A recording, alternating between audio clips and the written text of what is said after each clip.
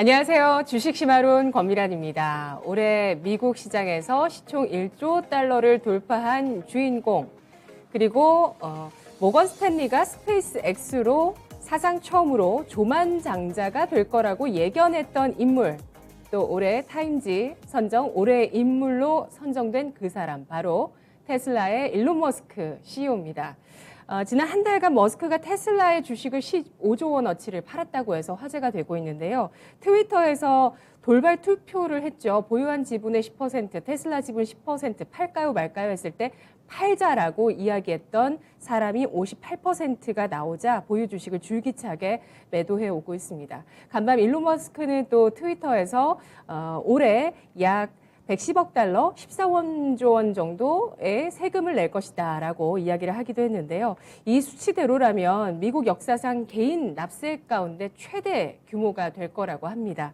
머스크는 자신의 회사에서 월급이나 보너스를 받지 않고요. 스톡옵션을 받게 되는데요. 이 스톡옵션은 일정 가격에서 주식 매수를 청구할 수 있는 권리를 이야기를 합니다. 굉장히 낮은 가격에 주어지게 되고요. 이것을 매각하면서 차익을 얻습니다. 그리고 또 현금이 필요할 때는 자신이 보유하고 있는 주식을 담보로 대출해서 현금 흐름을 만들어내는데요. 월스트리트 저널이나 여러 외신에서 왜 머스크가 이러한 것을 했는가에 대해서 여러 분석들이 나오고 있습니다. 스톡옵션에 대한 세금을 아끼기 위해서다. 또는 테슬라의 주가 고점을 찍고 이제 하락할 것 같다고 예상한 그 머스크의 베팅이었다라고 이야기하는 의견도 있고요. 또 부유세를 주장하는 정치권에 대해서 이 CEO 머스크가 뭔가를 보여주고 싶어 하는 것이다라는 이야기도 함께 나오고 있습니다. 자, 투자와 절세 그리고 안정적인 현금 흐름, 여러분도 주요 관심사이실 것 같은데요.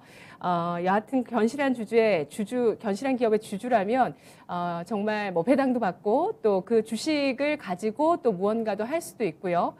그리고 현금 흐름을 만들어낼 수 있는 그런 세상이고요. 또 다양한 투자 자산이 요즘은 너무나도 많은 그런 세상입니다. 자, 어쨌든 정치권에서도 이야기를 하고 있고 시대가 말하고 있는 분배에 대해서 오늘 또 좀 알아볼 수 있는 시간이 될 것 같은데요. 오늘 첫 번째 주제 화면으로 확인해 보도록 하겠습니다. 주식시마론 오늘 첫 번째 주제, 산타랠리 실종, 연말 연초 대응 전략은? 오늘 메리츠 증권 이희권 지점장과 이야기 나눠보겠습니다. 어서 오십시오. 네, 안녕하세요. 네, 이번 주 산타랠리가 실종된 모습입니다. 어제 시장에 도는 그 그림 보셨어요? 네. 네. 코스피 분봉? 네. 분봉으로 산타를 그려놓았던 그런 그림이었는데요. 예. 산타 랠리가 축복과 선물이 아닌 산타가 누워있는 모습. 네. 그러니까 산타 랠리가 실종됐고 기대하는 것이 전혀 없다. 이게 사진 어제 봤죠? 분봉인가요? 네네. 1일 분봉을 그려놨는데 전강후약이네요. 정말 저는 이런 그 짤들을 보면서 정말 우리가 힘든 상황임에도 해악의 민족이구나. 정말 웃음을 잃지 않는, 이 항상 주식을 할 때 부정적인 마인드도 비판적인 마인드도 중요하지만 굉장히 아직 지금 시장에 남아 계신 분들은 긍정적으로 이 힘듦을 즐기시는 분이구나라는 거를 제가 어제 이 짤을 보면서 느꼈습니다. 산타 할아버지 일어나 라고 밑에 댓글이 달리고, 어제 시장을 보면서 진짜 이제 시장에 산타랠리가 실종됐구나를 실감했던 그런 마음이 담긴 그런 짤이 아니었나라는 생각이 듭니다. 굉장히 시장이 지지부진해지고 있고요. 이유는 또 분명히 있습니다. 우리 모두가 사실 알고 있긴 한데요. 그 원인에 대해서 어떻게 봐야 될까요? 예, 말씀하신 대로 다 알고 있는 이유들이죠. 물론 모르고 있는 이유라면 지나고 나서 나오겠지만, 사실 그런 우리가 알 수 없는 악재 때문에 빠지면 거래량을 굉장히 동반하면서 거의 패닉 셀링에 가까운 그런 매도세가 나오는데, 지금같이 우리가 알고 있는 이런 악재들에 의해서 밀리면 패닉 셀링이나 거래량을 동반하기보다는 기분 나쁘게 밀리는, 슬금슬금 밀리는 그런 형태가 펼쳐집니다. 지금 시장이 딱 그런 시장이죠. 지금 코스피도 0.6% 오르고 코스닥도 0.6% 오후장 들어서 강세가 보이긴 하지만 코스닥이 0.6% 오름에도 불구하고 상승하는 종목보다 하락하는 종목 수가 더 많거든요. 이는 수급적인 이 예상하지 못한 그런 블랙스완 보다는 조금 알고 있는 악재들의 수급적인 부담이 크다고 생각되고요.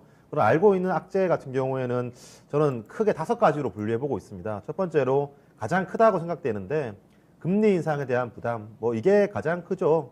이게 기존의 이 연준 같은 경우에는 이 연준 의장이 이제 비둘기적인 의향이 제스처가 많을 거다라고 봤었고 시장이 그렇게 기대했지만 최근에 연임을 하고 나서 그리고 어느 순간 인플레가 일시적인 것 아니다라고 본인들이 이제 잘못 봤다라고 하면서 다소 매파적으로 진행되면서 시장이 굉장히 부담을 주고 있습니다. 이게 가장 큰 이유다라고 생각되고 있고 두 번째는 이러한 이 이슈들이 개별적으로 나왔다라면 그렇게 큰 부담이 아니었을 텐데 네. 이 금리 인상에 대한 부담, 즉 테이퍼링에 대한 가속화, 시장에 돈을 풀던 거를 점점 줄이고 돈을 회수할 거다라는 그런 그 우려감이 있는 가운데 인프라 법안 무산이라든가 오미크론이 확산되고 있죠. 이게 뭐가 먼저고 그 이런 달걀이 먼저냐 알이 먼저 그 닭이 먼저냐 이런 차이인데 연준의 그 이 테이퍼링 가속화 또는 금리 인상에 대한 코멘텀은 먼저 오미크론은 선제적으로 대응하지 않겠다라는 거였어요. 오미크론이 정말 실물 경기에 영향을 줄 때쯤 오미크론이 주식시장은 선제적으로 영향을 주지만 이게 실물 경기에 실질적으로 영향을 주고 이걸 눈으로 확인했을 때 연준은 대응하겠다는 거거든요. 네. 그리고 분명 인프라 그 투자 법안을 뭐 그 상정을 했는지 안 했는지 어느 정도 가정을 했는지 안 했는지 모르겠지만 지금 굉장히 그 점도표상에서 2회 내지 3회 내년에 금리 인상할 거라고 봤는데 3회 금리 인상까지 올라온 테이퍼링 이 밴드 중에서 상단 밴드를 뚫진 않았지만 가장 상단 테이퍼링이 있는 상황에서 이 인프라 법안 이 무산 위기에 놓여 있고 또한 오미크론 또한 과거에 델타나 이런 변이가 있다라면 시장에 돈을 푸는 속도를 늘리거나 또는 돈을 회수하려는 그런 제스처를 덜 취했는데 이런 테이퍼링 분위기 속에서도 오미크론이 있고 셧다운 우려가 있는데 그 이 테이퍼링을 계속 가속한다. 이게 1중, 2중, 다중 악재로 작용하고 있는 상황입니다. 여기에 최근에 새롭게 나온 악재는 이제 터키의 리라와 급락, 이에 따라서 터키 지수도 많이 빠지는 상황에서 이러한 위기가 터키뿐만 아니라 터키 은행 그리고 전반적인 글로벌 국가에 퍼질 것이라는 우려. 네. 그리고 마지막으로 제가 이번 10월 달부터 좀 계속 언급을 드렸던 건데 대주주 양도세에 대한 부담. 올해가 가장 클 수밖에 없거든요. 이제 내년이 이제 마지막 대주주가 양도세를 내야 되는 해이기 때문에 그 내년의 포지션을 잘 취하기 위해서 올해는 반드시 먼저 선행적으로 그 대주주 양도세를 피해가야 되기 때문에 저 같은 경우에도 30억 특정 종목에 30억 정도 가지고 있으면 이 종목이 분명히 갈 걸 알지만 분명히 가지고 있으면 갈 걸 알지만 펀더멘탈과 무관하게 매도를 해야 되는 제가 제 포트폴리오를 깎아먹으면서 제가 제 종목을 매도하면서 내리는 경우가 있거든요. 아마 종목들을 많이 가지고 계신 분들은 그런 이런 상황들이 많을 거예요. 이러한 상황이 겹치다 보니까 몇몇 분들은 질문을 주시는데 지점장님 요즘에 수급을 보면 외국인 기관들은 팔고 개인들은 매수를 하고 있는데 그럼 개인들 대주주 양도세 물량 때문에 빠지는 거면 개인들의 매도가 나와야 되지 않냐라고 말씀하시는데 네. 개인들도 뭐 소액주주도 있고 대주주도 있고 이런 회피 물량을 피하려는 것도 많은데 문제는 큰 물량들 가운데 살려는 수요는 배당락 이후에 살려는 수요가 있고 팔려는 수요는 배당락 이전에 팔려고 하기 때문에 외국인들이나 기관들이 지금까지 이 프로그램으로 종목을 밀 때 받쳐주는 그 수급이 굉장히 부재하다는 거죠. 그래서 과거 뭐 한두 달 전만 하더라도 장이 밀릴 때 장중에서 보면 장중에서 반등을 보이다가 다시 하락하고 반등을 보이다가 하락하고 이런 매도세가 팽팽하게 이제 경합을 하는 그런 분위기였는데 요즘에는 음봉이 날 때 보면 하루 종일 밀리고 종가 끝까지 밀리는 경우도 많았어요. 어제 같은 경우도 대표적이었고 시가가 뜨더라도 시가가 고가고 종가가 저가인 날도 많았습니다. 이는 양도세에 의해서 매도 물량도 나올 뿐더러 받으려고 하는 큰 주체들이 이 매수 시기를 늦춘다라는 것 때문에 펀더멘탈적인 뭐 금리 인상, 테이퍼링, 그리고 인프라 법안 무산, 오미크론, 뭐 터키, 그리고 수급적인 이런 대주장도세가 한 해에 집중되면서 연말에 다소 기대했던 산타랠리가 실종된 게 아닌가라고 원인을 짚어보겠습니다. 네. 금리 인상에 대한 부담이 좀 더 커진 것은 또 지난주에 영국의 깜짝 금리 인상이 있었던 것도 또 부담으로 가중이 되고 있습니다. 긴축이라는 것은 뭐 많은 전문가분들이 어쨌든 금리 인상을 할 때 경제가 크게 위축되지만 않는다면 이거는 경기 정상화를 의미한다 이렇게 보시잖아요. 같은 의견이시죠? 그렇죠. 네. 같은 말로 하면 결국 사람이 하는 거거든요. 사람이 하는 거. 네. 그러니까 이 연준 또한 사람입니다.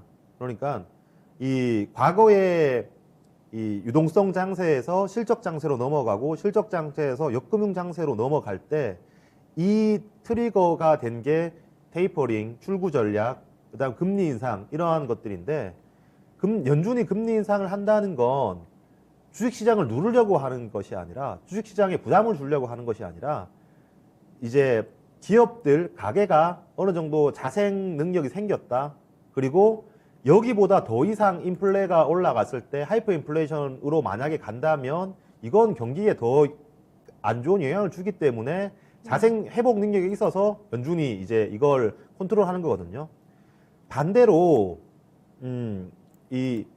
너무 이 테이퍼링을 가속화하거나 또는 시장이 감당하지 못할 만큼 자생적인 이 회복력으로 감당하지 못할 만큼 빠르게 한다면 그건 연준이 이제 스스로 이제 조절할 수 있는 부분이에요. 코멘트적으로. 때문에 이게 이 추세에서 조정을 가져올 수는 있겠지만 이 금리 인상에 대한 것이 조정을 가져올 수 있겠지만 네. 결국 사람이 하는 이런 그 행동들이 추세를 꺾진 못한다는 거죠. 추세를 꺾는 거는 예상할 수 없었던 것들, 뭐 이 연쇄적인 부도, 시스템 리스크 또는 뭐 팬데믹 같은 그런 예상치 못한 것들, 사람이 컨트롤할 수 없는 것들, 하나의 경제 주체가 컨트롤할 수 없는 것들이 추세를 꺾는데 이건 조절이기 때문에 저는 추세 훼손보다는 그 이제 조정에 가깝다라고 생각되고 있고 결국 이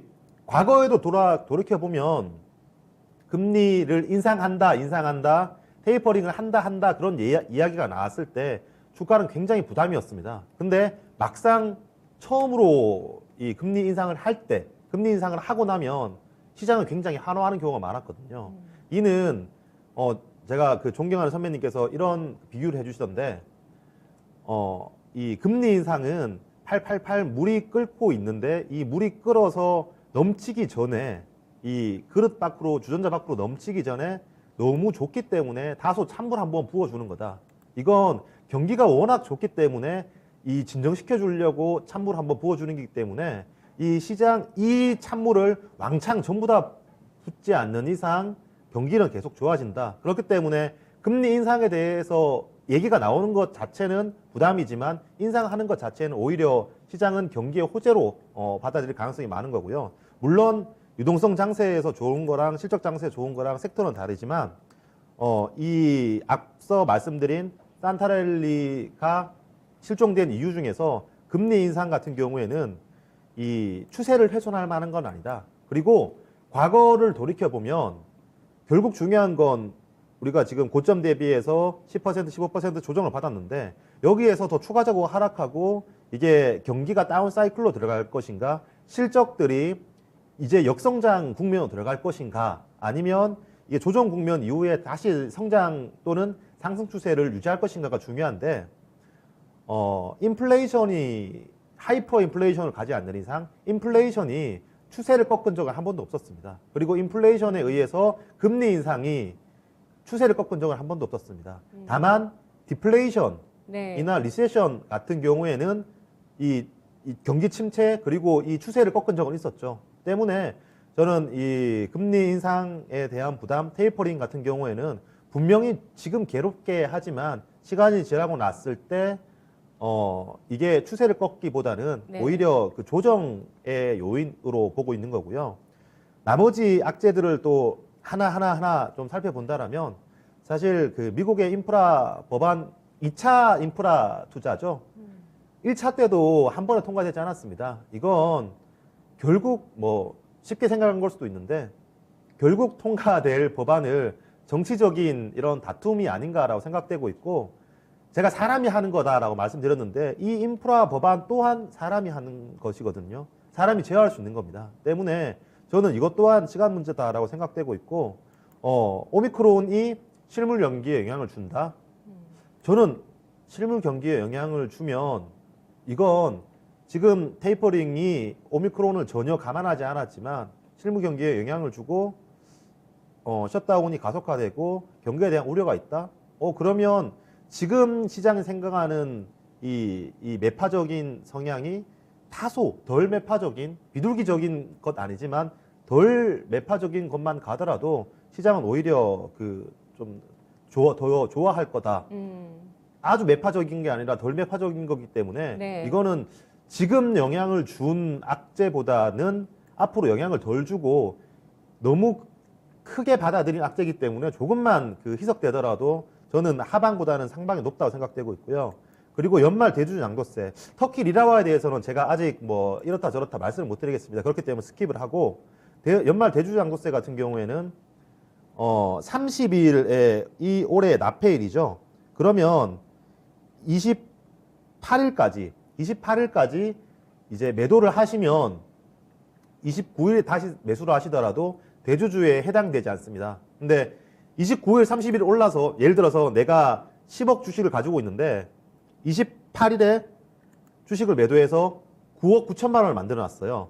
근데 29일에 내가 이걸 10억 더 사더라도 대주주가 아닙니다. 근데 이 결제일이 30일 결제일 기준이기 때문에 내가 28일에 9억 9천만 원 팔아 놓았더라도 29일, 30일 주가가 올라서 내 보유분이 만약에 10억이 넘는다. 그럼 대주주가 되는 거예요. 그렇기 때문에 조금 이걸 회피하시려는 분들은 조금 여유 있게 한 9억 정도로 팔아 놓으시는 게 맞으시고요. 아무튼 매도를 할 사람들은, 양도세 회피하기 위해서 매도를 해야 될 사람들은 28일에 다 매도를 끝내야 되고, 매도하고 다시 살 사람들은 29일에 매수를 하거든요. 보통 29일에 배당락이라서 시장이 많이 하락해서 시작하지만 그 배당락을 감안하더라도 매수 우위인 상황이기 때문에 이 연말 대주주 양도세의 이슈는 결국 28일, 29일에 없어질, 시간이 지나면 없어질 거고, 네. 과거를 돌이켜 봤을 때 이러한 매도 물량이 많으면 많을수록, 깊으면 깊을수록 이 반등, 그리고 반대로 매수 들어오는 물량은 많았거든요. 때문에 내가 정말 양도세 물량과 상관없이 없는 사람이다, 나는 많이 사도 3억이나 5억이다, 이런 경우에는 29일 오전에 사는 것보다 29일 오전에는 조금 더 떠서 시작하는 가능성이 많기 때문에 28일에 나눠서 사면 29일에 배당도 먹고, 그리고 조금 이 반대급부인 매수를 함께 누릴 수 있는 시기가 아닐까라고 네. 생각해 봅니다. 야, 매수 적기가 오히려 보인다라고 보시네요. 항상 그랬었어요. 예. 과거의 차트를 보시면 네네. 조금 이제 대주주 양도세 때문에 부담스러웠고, 특히 한 해 동안 많이 오른 종목들에 대해 그런 현상이 많습니다. 근데 이 배당락 하루 이틀 전에 빠지다가 배당락 하루 전부터 굉장히 강한 양봉을 내고 다음 해에 랠리를 시작한 경우가 많았거든요. 때문에 저는 이번에도 이 새로운 악재가 없다라면 여기에서 크게 벗어나지 않을 것이다. 적어도 이런 이슈 때문에 동반 추격 매도할 자리는 아닌 것 같다라고 생각되고, 일단 지금 코스피의 PER 자체가 너무 싸요. 너무 싸기 때문에 지금 10.5배 수준이거든요. 내년 이익 대비해서. 네. 그러면 여기서 이제 이미 나온 악재들이 대부분 이제 우리가 다 알고 있는 상태고, 그게 주가에 영향을 줬고 랠리를 방해를 했기 때문에 여기서 더 하방을 보기보다는 저는 상방을 보는 게 맞다. 조정이 추세로 전환되지 않는 이상, 하락 추세로 전환되지 않는 이상. 그리고 한 가지 더 저는 되게 기대하는 부분은 작년 말을 생각해 보시면, 작년 말은 2020년도 말은 이례적으로 코로나가 왔고 반등을 세게 했기 때문에 좋았어요. 연말에 거의 약간 축제 분위기였고 대형주들의 랠리가 좋았고 그렇다 보니 내년에 대한 기대감이 너무 좋았거든요. 생각해 보시면 작년 말은 올해에 대한 기대감이 그 어느 때보다 높았습니다. 근데 지금은 1년 뒤인데 내년 장에 대해서 기대를 하는 개인 투자자분들도 별로 없고 하우스의 뷰들도 내년에 대한 기대치가 높지 않거든요. 저는 이건 기대치가 굉장히 낮다라는 거는 오히려 호재라고 생각해요. 왜냐하면 기대치가 높은데 그 기대치를 충족 못 시키면 주가는 부진하거든요. 근데 기대치가 굉장히 낮은데 네. 나쁠 게 덜 나쁘거나 실적 추정치가 하향하는데 덜 하향되면 이거는 업사이드 요소거든요. 여기서 조그만한 예상치 못한 호재만 나오더라도 크게 위로 반영하기 때문에 저는 여기서는 모아가야 될 때지. 그리고 저는 과감하게 이제 28일, 29일 기점으로 그리고 1월 초 기점으로 포트폴리오를 크게 변경할 계획이기 때문에 지금 이러한 나온 악재들에 대해서 지금까지 반영한 것보다 앞으로 더 반영할 거다라고 보기에는 힘들 것 같습니다. 네. 우리 채팅창에서는 지점장님이 패스하신 이슈 터키에 대해서 딱 한마디 언급을 하시네요. 터키 잡아야지라고 하셨는데요.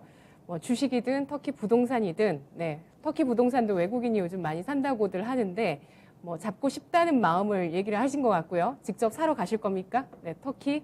터키 지금 최근에 굉장히 약채로서 부각이 되면서 흔들리고 있는데 이러한 금리 인상기에 항상 부각되는 이러한 약한 고리들 과연 시스템적으로 좀 전이될 가능성은 아직은 좀 불확실하다라고 보시는 것 같아요. 제한적이다 쪽으로 좀 더 가깝게 예상을 해주고 계시고요. 나머지 이슈에 대해서는 일단 시간이 지나면 불확실성이 해소될 수 있는 이슈로 보셨고 악재보다는 호재를 더 집중해야 할 시기다라고 얘기를 해주셨는데요. 오미크론 같은 경우는 미국에서 첫 사망자가 나오긴 했습니다만 백신 미접종자였다고 하고요. 백신을 접종한 사람들 중에서 돌파 감염이 된 사람들 중에서는 더 강한 슈퍼 면역이 나타나고 있다.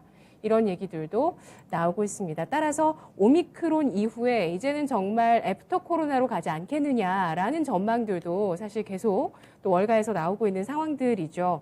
계속 지켜봐야 합니다. 시장에 대한 대응 전략을 세워보도록 하겠습니다. 뭐 현금이 많으신 분이라면 28일 그 오후장에 대주주 물량이 좀 막 쏟아지는 그때를 좀 이용해보자 전략을 주셨는데요. 어떤 쪽에 관심을 가질까요? 네. 방금 다 설명드린 내용들인데 지금은 같이 팔 때는 아닌 것 같아요. 내년에 실적 추정치가 뭐 175조, 170조 정도로 조금 하향되고 있는 상황이지만 그걸 감안하더라도 현재 우리나라의 PER이 10.5배 수준이거든요. 역사적 평균치보다 낮고 생각해봐야 될 건 올해 크래프톤, 카카오뱅크, 카카오페이, SK바이오사이언스 이런 기업들 큰 대여들이 상장을 했어요. 네. 근데 얘네들의 공통점 크래프톤, 카카오뱅크, 카카오페이, SK바이오사이언스 모두 실적에 비해서 고밸류 종목이거든요. 그러니까 우리나라의 평균 PER을 낮추는 종목이 아니라 평균 PER을 높이는 종목들이에요. 이런 기업들이 들어왔음에도 불구하고 PER이 10.5배인데 이 종목들이 안 들어왔다라면 PER이 더 싼 구간이라는 거거든요. 이 PER 밴드를 깨려면 정말 이 이 리세션에 대한 그런 부담이 작용돼야 되는데 만약 경기가 리세션으로 들어갈 것 같은데 연준이 테이퍼링을 가속화하는 그런 실수를 할까?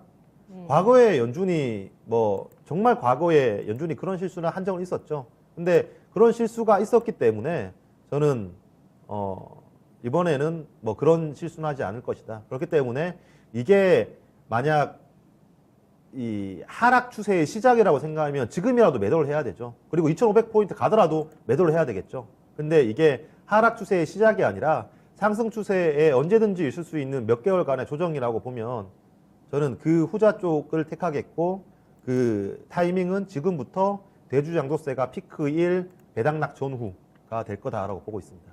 네, 알겠습니다. 현재 양대 지수 월봉을 보시면 지금 6개월 만에 양봉 전환을 하고 있습니다. 코스피 같은 경우도 역시 6개월 만에 양봉으로, 코스닥도 6개월 만에 양봉으로 전환을 하는, 코스닥은 4개월 만이군요. 양봉으로 전환을 합니다. 1000포인트, 3000포인트 아래에 있는 양대 지수입니다. 자, 지금부터 이제 내년 1분기를 바라보고 무엇을 준비할지가 과제이고 관건인데요. 1월에 포트를 전격 교체하겠다고 얘기해 주신 지점장님, 두 번째 주제 어떤 주제일까요? 보시죠. 지점장님이 직접 꼽는 주제이신데요. 웹 3.0 트렌드 강화, 새로운 투자의 물결. 메타버스, 아직도 뭐 메타버스가 익숙치 않은 분들도 계시고요. 메타버스, NFT, 이런 거 이제 좀 이해할 만하니까 웹 3.0이 등장합니다. 네, 이게 또 화두더라고요. 정의부터 알아볼까요? 같은 개념이에요. 네. 일단 앞서서 이 산타랠리 실종 이후의 전략에 대해서 말씀드렸는데 결론은 추세 하락보다는 조정이다. 때문에 지금은 주식 비중을 오히려 더 늘려야 될 때다라고 보고 있는 거고. 근데 유동성 장세에서 실적 장세로 넘어가고 이후에 이제 금리를 내리면서 기업들 경기가 좋아지는 국면으로 들어가게 되면 다 좋아지기보다는 이제 섹터 그리고 종목이 굉장히 이 슬림화되는 현상이 있거든요. 그렇기 때문에 정말 픽을 잘 해야 돼요. 산업도 픽을 잘 해야 되고 숫자도 봐야 되고 성장성도 봐야 됩니다. 그래서 어렵긴 한데 거기서 정말 섹터를 잘 고르면 또 그 다른 장세 못지않은 수익을 낼 수 있거든요. 지금 가장 고민이 이런 이 실적도 좋은데 싼 하지만 성장성을 많이 보여주지 않는 상단이 열리지 않는 쪽인가 아니면 상단은 열려 있는데 지금 당장의 실적을 못 보여주고 아직까지 제대로 된 비즈니스 모델을 못 보여주는 그런 대표적 성장주 쪽인가 네. 이에 대해서는 굉장히 지금 아직까지 논란이 많습니다. 결국 시간이 지나고 나 봐야지 누구 말이 맞았다라고 알 수 있겠죠. 근데 저는 결국 주도주는 성장과 실적을 같이 보여줘야 된다라고 생각하고 올해 보여주었던 그런 주도주들이 내년에도 이어질 것이라고 보고 있어요. 그 대표적으로 메타버스, NFT, 웹 3.0을 말씀드리겠는데 심리가 굉장히 큰 것 같아요. 그 한 달 반 전까지만 하더라도 정말 제가 방송에서 처음으로 그 하이브를 말씀드리면서 이 F2이라는 용어는 제가 처음 쓰는 거예요. 시청자분들이 인정해 주세요 이렇게 말씀을 드렸는데 예. 그 이후에 뭐 F2 다 말씀을 하시면서 함께 하시더라고요.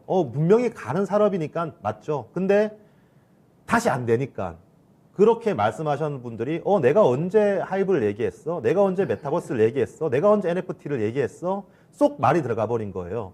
그리고 지금 뭐 자기가 잘 얘기했던 것들만 얘기하면 정말 이 산업이 한 번에 계속 가진 않을 텐데 이렇게 오르내리면서 갈 텐데 공부는 누가 하고 어느 시점에 사자냐는 거죠. 때문에 저는 이때가 지금 한 달 반 전까지만 하더라도 메타버스 NFT가 굉장히 화두였는데 지금은 아니죠. 근데 이때가 가장 공부하기 좋고 매수하기 좋을 적기가 아닌가라고 생각되고 있고 서론은 길었는데 메타버스, NFT, 블록체인, 코인 저도 계속 공부하고 있습니다. 아직 저도 확실한 개념이 없지만 제가 공부한 가운데 저의 이 중심에서 말씀드리자면 이 광의의 개념이 웹 3.0의 배경이라고 생각하시면 돼요. 네. 웹 1.0.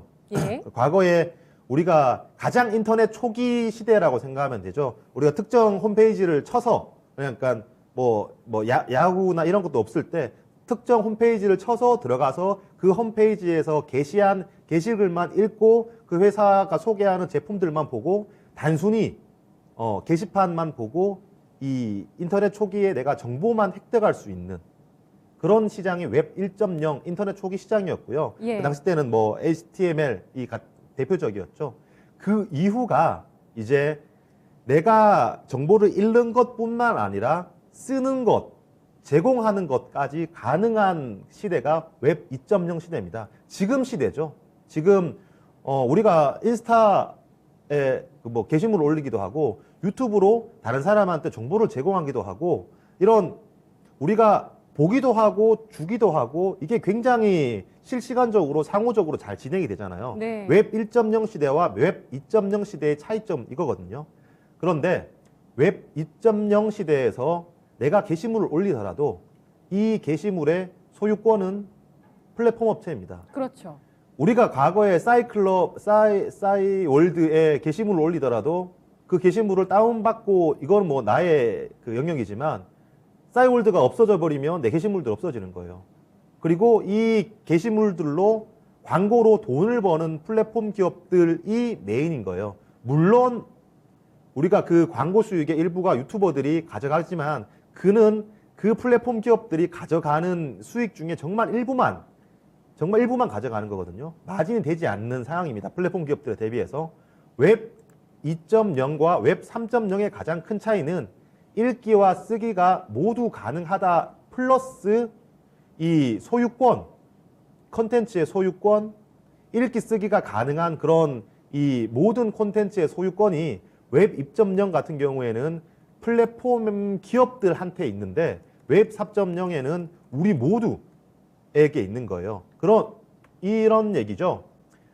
우리가 유튜브에 영상을 올릴 때 이 소유권은 유튜브가 가지고 있고 우리에게 이 수익의 일부인 광고 수익을 주는 것이 아니라 이 유튜브의 소유권이 다 내가 가지고 있다는 거죠. 내가 메인이라는 겁니다. 이는 웹 2.0 같은 경우에는 서버가 특정 기업들마다 관리를 했고 그들의 중심에 흘러갔기 때문에 그런 현상이 있는 거고 이제는 블록체인이라는 기술, 탈중앙화라는 기술에 의해서 이 조각조각들을 중앙에 누군가가 가지고 제어하는 것이 아니라 전부 다가 가지고 있는 거예요. 그러니까 누구도 이거의 주인이 될 수 없고 내가 이 소유권이라면 누구도 다 이 내가 소유자라는 걸 다 알 수 있는 것이거든요.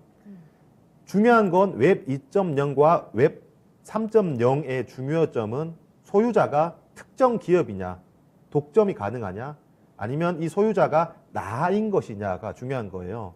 결국 이거를 풀어서 말씀드리면 광의의 개념으로 메타버스라는 가상세계라는 게 굉장히 뭐 영화로서 생각하고 있지만 싸이월드, 인스타그램, 유튜브 이런 것 또한 다 이 메타버스라는 네. 이 광의의 가상세계에서 이 블록체인으로 화폐라든가 콘텐츠를 각자가 거래할 수 있고 각자가 소유하기 때문에 한 명이 가지고 있는 것보다 여러 명이 각자의 조각을 가지고 있을 때 보안은 더 확실하거든요. 그러한 세계를 웹 3.0이라고 읽었습니다. 이는 저도 그 야치오라는 분의 유튜브를 보고 굉장히 감명을 받았는데 예를 들어서 싸이월드의 도토리가 싸이월드에서는 중요하죠. 근데 이거를 페이스북에는 쓸 수 없죠. 네. 그리고 NC소프트의 리니지의 집행검 굉장히 크고 좋고 검 굉장히 가치가 있죠. 근데 이 검이 위메이드의 미르포에서는 쓰일 수 없잖아요. 분명히 각자의 메타버스입니다. 각자의 가상세계예요. 근데 여기에서 쓰이는 이 아이템과 컨텐츠가 여기서 쓰일 수 없어요. 이거는 닫힌 메타버스거든요. 근데 이게 결국 탈중앙화 오픈 메타버스로 가려면 이게 열려야 됩니다. 기술적으로 가능한 거죠. 기술적으로 가능한데 기업들은 안 하려고 하겠죠. 왜냐하면 그들은 먹는 게 없으니까. 그래서 최근에 게임 업체들도 선두권 업체들이 이 메타버스를 가져가려고 하기보다는 중하위권 업체들이 이 게임 체인저로 등장하는 경우가 많아요. 때문에 이는 이 살아남기 위해서 이거를 메타버스로 시대로 가기 때문에 내가 이거를 택할 거야가 아니라 여기에 제대로 적응을 못하면 정말 생존을 할 수 없는 상황이라고 보기 때문에 이미 시작된 거라고 보기 때문에 저는 이게 단순히 이 테마로 그치지 않을 것이다. 지금 조용하지만 2차 전지가 이렇게 시세를 많이 냈을 때도 과거 사례를 되새겨 보면 테마로 있었다가 빠졌다가 뭐 투자를 했다가 빠졌다가 실적을 보여줄 때 이런 현상이 있었거든요. 지금 우리의 컨텐츠 대비해서 벌어들이는 기업들의 이익 그리고 그 컨텐츠의 수출량이 지표로서 계속 신고가를 치고 있어요. 때문에 이러한 시대로 가는 것을 막을 수는 없고 또한 이미 기업들은 발빠르게 움직이고 있고 이 지금 트렌드의 중심, 이 소비의 중심 MZ세대거든요. 지금 매니저들도 주식을 사는 매니저들도 약간 이제 부장과 임원급 매니저들 그리고 MZ세대의 매니저들이 있는데 매매하는 스타일이 달라요. 임원급 분들은 대고 있어요. 매수를 대고 있어요. 매수세를 그냥 받쳐놓고 체결되면 체결되는 거고 이런 분들은 저는 시장에 영향을 크게 주지 않는다 생각해요. 시장에 영향을 주는 사람들은 대는 사람들보다 같은 금액이지만 위로 사는 사람들, 시장가로 사는 사람들이 시장으로 영향을 준다고 생각하거든요. 매니저계에서도 이런 분들이 있고 MZ 매니저분들이 있는데 이 MZ 시대의 가장 트렌드는 소유권, 이기주의. 내가 나를 위해서 일해야지 왜 남을 위해서 일하냐거든요. 지금까지 컨텐츠의 제작은 일부 내한테 그 쉐어가 있긴 하지만 결국 온전히 다 내게 아니었어요. 예를 들어서 우리가 지점장님 이게 개념이 다른데 지점장님 우리가 유튜브에 영상을 올리면 다른 사람이 이거 볼 때마다 내가 돈을 벌잖아요. 이 개념은 그 버는 것 중에서 일부를 내가 가져오는 거고 일정 허들을 넘어서야지만 제가 받을 수 있는 거잖아요. 근데 이 블록체인으로 만든 NFT 예를 들어서 이제 하이브가 BTS 포토카드를 만들어요. BTS 포토카드를 가장 먼저 발행을 했습니다. 네. 그럼 이건 이제 발행자가 블록체인에 새겨져 있기 때문에 예를 들어서 이 포토카드가 100만 원으로 팔았어요. 그럼 하이브는 100만 원의 이익을 얻었겠죠. 그리고 BTS 같은 경우에는 그 이제 저작권도 일부를 쉐어를 하겠죠. 그럼 끝이다라고 생각하겠지만 NFT가 100만 원을 내가 소유를 하고 있다가 다른 사람한테 200만 원에 팔았어요. 그럼 100만 원 차익이 생겼습니다. 네. 그 100만 원 차익을 판 사람이 다 먹는 게 아니라 그 중에 일부를 발행자한테 가요. 맞아요. 그리고 200만 원 산 사람이 네. 또 가고. 그러니까 이거는 그 다음 거래도 또 계속, 가고 계속 원작자에게 가는 또 거죠. 가고 또 가고. 네네. 근데 지금 우리 거래는 사실 뭐 부동산을 예를 한번 들어도 네네. 그거를 거래를 성사시켜 주는 사람도 물론 중요한 분이시지만 네네. 그쪽의 수수료도 또 많이 가게 되고 네, 그리고 네, 네. 원래 있던 뭐 부동산은 이제 주인이 계속 바뀌긴 하지만 네. 뭐 어떤 IP 같은 경우는 한 번 거래하면 끝나지만 이건 앞으로 계속해서 그렇죠. 거래할 네. 때마다 네. 나에게 수익으로 돌아오는 구조이더라고요. 그러니까 이 네, 소유권을 예, 누가 소유하냐 따라서 내 소유냐 내가 만약 NFT를 발행할 때 내 콘텐츠를 만들 때 내 소유잖아요. 내 소유일 때와 회사 소유일 때 그 쉐어하는 레비뉴는 천지 차이라고 볼 수 있어요. 한 번에 끝나느냐 계속 돌아오느냐 때문에 이 수익을 기업 입장에서는 놓쳐야 되죠. 그렇기 때문에 최대한 뭐 몇몇 지금 독과점을 하고 있는 기업들 안 가려고 하겠지만 결국 유저가 중요하거든요. 이 과거에 세이클럽이나 일부 뭐 SNS가 없어진 이유가 시대에 뒤떨어진 것도 아니고 기술적으로 뒤떨어진 것도 아니고 유저가 떠났기 때문입니다. 유저가 거기로 떠난다면 지금 독과점 기업도 무너질 수밖에 없어요. 그렇기 때문에 유저가 거기를 보고 있고 유저가 거기서 과거에는 몰랐지만 거기서 돈을 더 번다라는 걸 알고 있기 때문에 저는 이건 시간 문제라고 보고 시간 문제면 이게 5년 뒤에도 될 수 있고 6년 뒤에 될 수 있고 10년 뒤에 될 수 있는 거 아니에요? 라고 생각하시는데 주가는 그걸 항상 선반영하고 당겨오기 때문에 저는 내년에 여기에 포트폴리오를 심어봐야 된다라고 생각하고 있습니다. 네. 그렇습니다. 가상 자산의 투자의 트렌드를 이야기하고 있는 그 미국 쪽의 의견을 보면요. 미국 메사리에서 2022년 가상자산업계 전망에 대해서 발표를 했는데요. 여기에서 중요한 화두로 웹 3.0을 이야기했습니다. 앞으로 가상자산업계에 긍정적으로 작용할 것이다. 이것을 구현하기 위한 필수 요소가 바로 NFT, 메타버스, 디파이, 커뮤니티 거버넌스 DAO라고 해서 탈중앙화된 자율조직 커뮤니티예요. 탈중앙화된 어떤 무리들 뭐 이런 걸 얘기를 했거든요.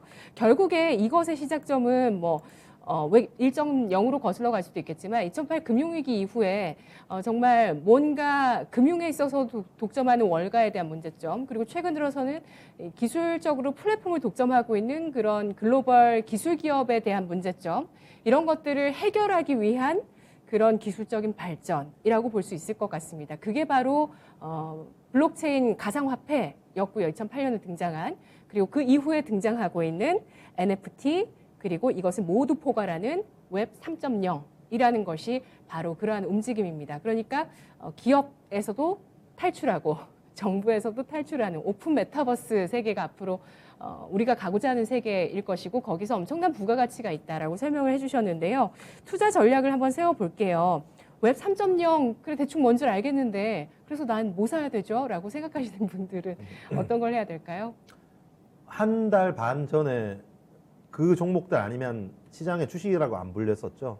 뭐 메타버스, 2차 전지 이 종목들 외에는 다 안 되는 시장이었습니다. 근데 불과 한 달 반 정도 지나서 이제는 그때 힘들었던 종목들이 반등을 하고 올라오고, 그때 메인이었던 종목들이 지금 굉장히 힘을 못 쓰고 있거든요. 시장은 뭐 돌고 돈다는 걸 다시 한 번 더 좀 개인적으로 느끼고, 근데 이게 메타버스의 또는 NFT의 이 시장 개화가 끝났어? 시장 성장이 멈췄어? 아, 이거는 허상의 시장이야. 그리고 2차 전지의 성장이 끝났어? 라기보다는 매크로 이슈가 크다라고 생각합니다. 아무래도 꿈을 먹고 사는 이 산업이다 네. 보니 최근에 금리 인상 그리고 테이퍼링에 대한 노이즈에 가장 취약할 수밖에 없었고요. 이는 국내 현상만이 아닌 글로벌적인 미국에서도 현상이었습니다. 때문에 최근의 조정을 이게 산업의 끝으로 볼 것은 아닌 거다라고 생각되고 있고, 그 당시 때 보여주었던, 이미 지금 답은 다 나와 있습니다. 왜냐하면 메타버스 ETF로 돈이 많이 들어오고 있는데, 그 메타버스 ETF HTS만 열어보시면 메타버스 ETF에 어떤 종목들이 어떤 비중으로 들어가 있는지가 다 나오거든요. 거기에 종목들이 다 나와 있습니다. 그러니까 이거는 종목의 문제가 아니라, 거기가 답지군요. 네, 종목의 문제가 아니라, 물론 근데 이 중에서 정말 어떤 기업이 예. 가장 그 액티브한 유저를 많이 모으고 그들에게 자율성을 줄지는 모르죠. 네. 근데 그거는 뭐 지금 모르는 거고, 저는 지금 단계에서 중요한 건 누가 테슬라가 될지 모르잖아요. 지금은 전기차 시대에서 누가 테슬라가 됐는지 아는데, 메타버스 시대에 누가 테슬라가 맞아요. 될지 모르는 시대이기 때문에 예. 지금은 비중의 문제다라고 생각되고 있고, 이런 생각이 들어요. 저는 고민이 그거예요. 정말 이 버는 실적, 반도체, 자동차, 철강, 화학, 조선, 건설, 여기 버는 실적들은 어마어마합니다. 국내에서. 근데 여기서 벌어들이는 실적 돈에 비해서 지금 NFT, 메타버스에서 벌어들이는 돈은 극히 일부거든요. 아직까지 BEP를 넘지 못하고 이 흑자 전환을 못하는 간당간당한 그런 상황도 많아요. 근데 너무 실적 차이가 크지 않냐라고 생각되는데, 저는 투자의 관점으로 봐야 될 것 같아요. 이게 지금 저도 그렇고 업계, 메타버스나 NFT 업계에 계시는 분이 아니라면 비즈니스 모델, BM에 대해서 굉장히 막연할 것이거든요. 근데 이 비즈니스 모델이 눈에 보였을 때, 지금 위메이드 같은 경우가 비즈니스 모델을 눈에 보여주고 있죠. 눈에 보였을 때, 그때는 이미 늦었을 가능성이 많기 때문에 사기 힘들죠. 지금 투자를 해야 되는 거죠. 이 투자라는 게 주식을 투자한다는 게 아니라 네. 이 업계에서 뒤처지지 않기 위해서 이게 비즈니스 모델이 나왔을 때 투자하는 것이 아니라 그 전에 미리 이제 인프라를 갖춰놓고 본인들의 그 유저를 늘리는 그런 투자를 해야 되는 건데, 그런 투자들이 결국 산업으로 재순환되거든요. 때문에 저는 지금 이 메타버스 쪽은 PER을 볼 게 아니라 PSR을 봐야 될 쪽이고, 실적보다 여기에 얼마나 많은 투자자, 금융적인 투자, 그리고 기업적인 투자가 이루어지냐가 중요한데, 그건 지금 2차 전지보다 더 많은 돈이 들어오고 있습니다. 때문에 저는 시기의 문제이지 결국 이쪽 방향이 맞지 않냐라고 생각되고 있고, 관심 종목에 대해서는 계속 말씀드리고 있는 하이브, 네이버, NC소프트, 위메이드, 다날, 뭐 서울옥션, 그리고 등등등 많습니다. 네이버 같은 경우에는 지금 굉장히 주가가 좋지 않죠? 근데 맞아요. 네이버를 평가할 때 제페토는 워낙 네이버 시가총액이 큰데 제페토의 시가총액은 작다 보니 네이버가 아무리 좋더라도 아니 제페토가 아무리 좋더라도 네이버의 그 시총에 영향을 주진 않았어요. 근데 얼마 전에 그 소프트뱅크의 손정희 의장이 제페토에 투자를 했었죠. 네. 이익이 가파르게 증가되고 있어요. 작년 대비 올해 대비 내년 이익이 3배가 늘어날 거고 지분 가치가 상당히 빠르게 올라오고 있거든요. 이렇게 되면 네이버의 이 지분 가진 그 가치들 중에서 제페토를 평가하다가 이제는 평가해 줄 시기가 온다는 거죠. 그리고 짧다는 거 길게 가는 거예요. 빨리 이제 아, 끝내가야 네네. 돼. 제페토는 이후에 시간이. 제가 그럼 다시 예. 설명을 드릴 텐데 네네. 우리가 생각하는 것보다 많은 산업이 나왔다는 것을 제가 다음 시간에 말씀을 드리겠습니다. 알겠습니다. 저는 사실 이거 지금 저는 계속 들어도 24시간 들을 수 있을 것 같은 그런 얘기거든요. 근데 우리 시청자분들 중에서는 아, 그만하세요라고 하시는 분도 계세요. 솔직히 지금 있는 그대로 말씀드릴게요. 차라리 삼성전자 사는 게 낫겠다라고 하시는 분도 계시고요. 바이오 짱 나겠네 하시는 분도 계시고 또 재미와 돈이 된다면 이게 얼마나 갈지라고 또 의견 주시는 분도 계십니다. 자, 지금 긴축 때문에 신흥국에서 이렇게 움직이는 건 바로 이 달러의 독점 때문입니다. 그리고 또 기업과 정부의 독점을 깨는 그런 움직임이 기술 발전으로 나오고 있습니다. 그게 바로 웹 3.0이고요. 모두가 소유권을 가질 수 있는, 내가 뭔가를 만들었을 때 뭔가 소유권을 계속해서 행사할 수 있는 그러한 인터넷 세상이 계속 펼쳐질 것으로 보입니다. 이제 시작 단계고요. 모든 말씀하신 종목들 추세가 좀 안 좋고 제일 안 좋은 게 네이버인데요. 자, 과연 네이버는 또 앞으로 어떻게 될지, 얼마만큼 가치를 산정할 수 있을지 다음 시간을 통해서 더 이야기 나눠보도록 하고요. 하이브, NC소프트, 위메이드, 다날, 서울옥션까지 관심주 알아봤습니다. 분석 잘 들었습니다. 고맙습니다. 네, 주식시마론이었습니다. 오늘 화요일 또 이야기 함께 해봤는데요. 이렇게 주식시장도 사실 혁신적인 분배 시스템인데 또 새로운 분배 시스템이 나오면서 투자할 곳은 더 많아지고 있는 것 같습니다. 양대 시장은 지금 상승하고 있고요. 또 오늘 장은 시가 위로 올라서려는 그 시도들이 나오고 있기 때문에 마감까지 또 장 어떻게 펼쳐질지 계속 함께해 주시고요. 지금까지 투자 판단에 도움드릴 수 있는 내용들이었습니다. 다만 주가의 상승과 하락을 보장하지 않는다는 점을 유의하셨으면 좋겠습니다. 시청해 주신 여러분 고맙습니다.